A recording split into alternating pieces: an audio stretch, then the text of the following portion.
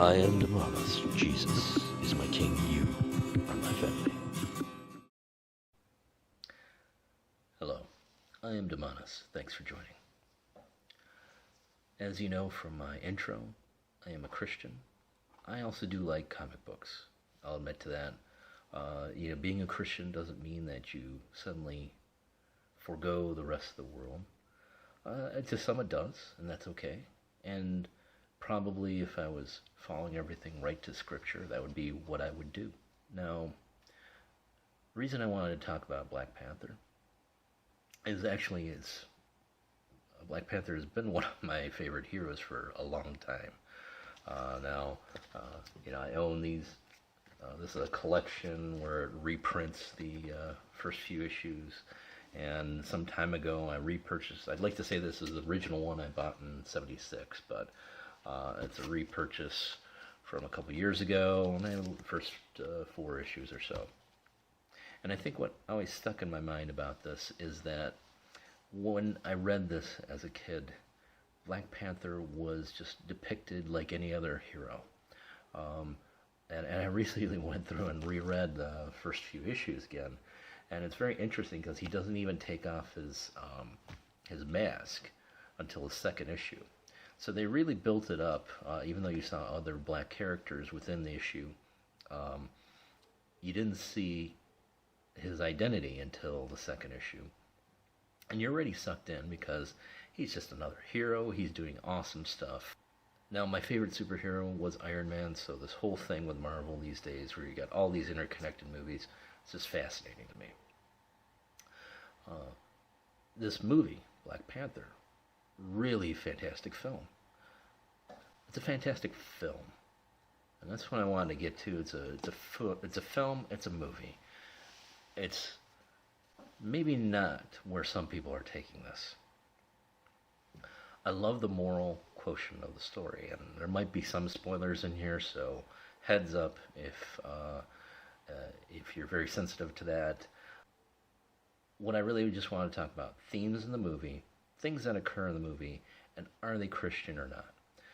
So first off, morally, from movie, I'm just going to tell you my opinion. It's just a fantastic movie. I've already said it a couple of times. The hero, and Marvel does this traditionally with all their heroes, and I think it's why they're so successful, where DC is not, with their depictions of Superman and Batman. But the Marvel heroes in the movies are, just like in the early comics, are always depicted as very pure of character, very pure of conscience and will, and doing what is right. All right? Now, that exists a bit in a vacuum. It's really devoid of Christian connections to what is right. So we shouldn't get ahead of ourselves like some people are getting to what Black Panther means for Christians. This is from Christianity Today. The film Black Panther presented itself differently. It did not set out to highlight black suffering, but black achievement. Furthermore, it was black achievement in a black context. For black people, this is a film for us, by us, and about us. And, that is one of the things that's fantastic about this movie, is how it depicts this fictional country of Wakanda. And I think that's another thing we need to get to grips with. It is a fictional country with super technology, well more advanced than what anyone else has in the world, and how they protect their country from outsiders, and outsiders influencing their country, as well as giving it all to the world. So it's a great moral story, and the primary strife in the movie, the primary plot, has to do with the prior king and King T'Challa taking power and realizing that his father, the prior king, was not as pure as he thought. Black Panther shows us that rejecting violent nationalism need not carry with it rejecting the concerns of oppressed peoples. This idea is deeply Christian. So this is kind of where I think this gets off the rails. So the story in the Bible really talks about a nation unto God, that is specific to God, beginning with Adam, following through to the birth of Jesus, to the current day, a bloodline the nation of Israel, specific to God. So I wouldn't say that their purpose was ever to be isolated and not share their blessings with the world. But the idea that somehow it's a Christian concept to not be isolationist, to give away everything that is unique to your culture, that is a Christian concept. I would say that's a worldly concept, not a Christian concept. Here we have from Leviticus, and ye shall not walk in the manners of the nation, which I cast out before you, for they committed all these sins, and therefore I abhorred them. This is God talking. But I have said unto you, ye shall inherit their land, and I will give it unto you to possess it, a land that floweth with milk and honey. I am Lord your God, which have separated you from other people. 2 Corinthians in the New Testament. Be ye not unequally yoked together with unbelievers, for what fellowship hath righteousness with unrighteousness? And what communion hath light with darkness? And what concord hath Christ with Belial? Or what part hath he that believeth with an infidel? And what agreement hath the temple of God with idols? For ye are the temple of the living God, and God hath said, I will dwell in them and walk in them, and I will be their God, and they shall be my people. Wherefore come out from among them, and be ye separate, saith the Lord, and touch not the unclean thing, and I will receive you. So, quite a bit of different concept than embracing the worldly thing of giving away national identity and that isolation is evil and it's anti-Christian. I would say the contrary. I would say Black Panther is a fantastic film about a nation that has the power to help and heal and help people in the world, and that the characters gain a feeling of responsibility after being isolated for so long to share that blessing with the rest of the world. But I don't think that leads to the social justice warrior concept of that we should have no borders and we should let everyone in and let everyone out and let all our money out. I don't think that's what the Bible actually calls for. It calls for keeping the principles of Christianity along with our givingness, because of one of the greatest gifts that we have is to share the word of Jesus Christ, the gospel of Jesus Christ. Interestingly enough, this article in Christianity Today actually gets around to that. So he says, he starts saying, well, this is towards the end of the article, a Wakandan deity is the watchmaker who tinkers once but seems content to let them go their own way. By contrast, the God of the Bible is a sovereign who brings about his purposes. He has not left us without assistance. We have the spirit of scriptures, his body. Black Panther then should be lauded because it explores a bigger story about the variety of solutions on offer to the suffering of black folks. To my mind, that black story still finds its completion in an even grander one that climaxes with the coming of the Messiah. And then he tries to relate Christ into the story of kingship and being a perfect king. Because Black Panther, there's a moment where his father T'Chaka tells his son that it's hard for a good man to be king. Now, it's funny because he's quoting a scene from the movie that occurs in a completely unchristian concept of a netherworld of the Black Panther god. So why am I doing this article? I love Black Panther the character. I love the movie. I just think this is a little pushing it here because why is Black Panther selling out? Activists, churches, schools buy thousands of tickets. And at least one church in that Midwest city is bringing congregants to a local theater to watch the film together and then have a discussion about it later. Led by Pastor Otis Moss III, members of Trinity United Church of Christ plan to attend the film in groups of 150 to 300.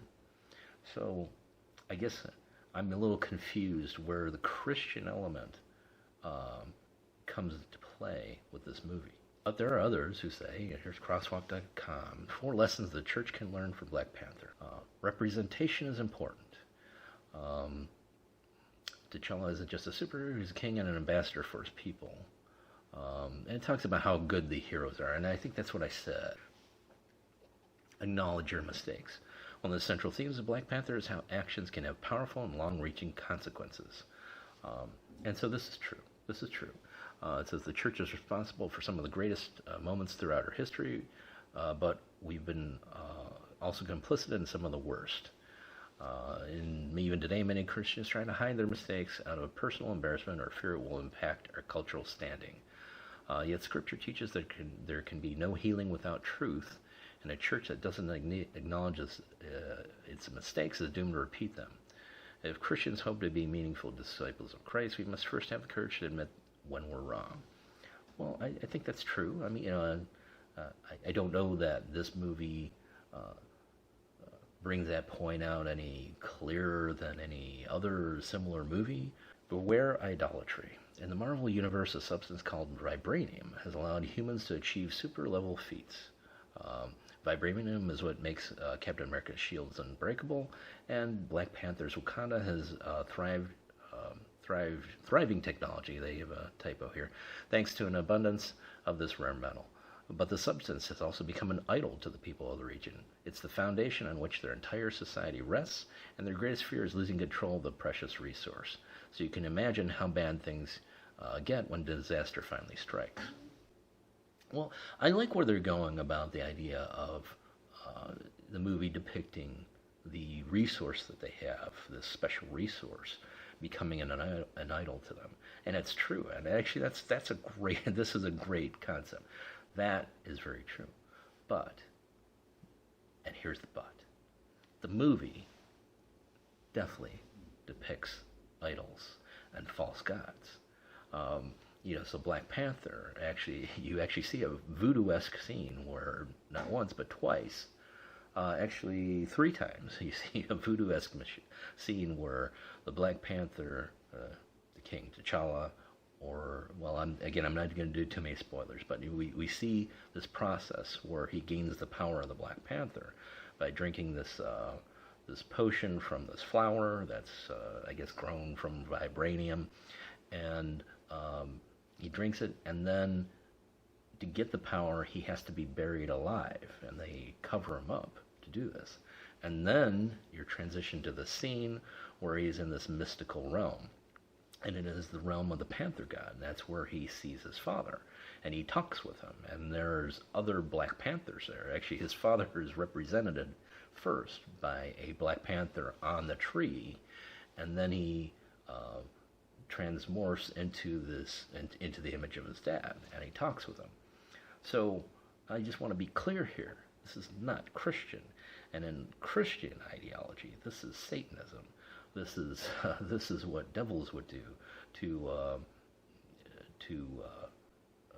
transform into other beings, right? Into other images. Idol worship. I mean, idol worship occurs in this movie. The Wakandans have a temple where they have a Black Panther carved into the side of the mountain. They build weaponry that has Black Panther jaw on their glove and everything. So I think with everything, beautiful movie, awesome morals, awesome depiction of culture, and actually there's a lot of beauty in the uniqueness of the Wakandan culture. So why should we then say it's great to destroy that beauty? But in terms of this worldview, this one worldview of there are no nations, no borders.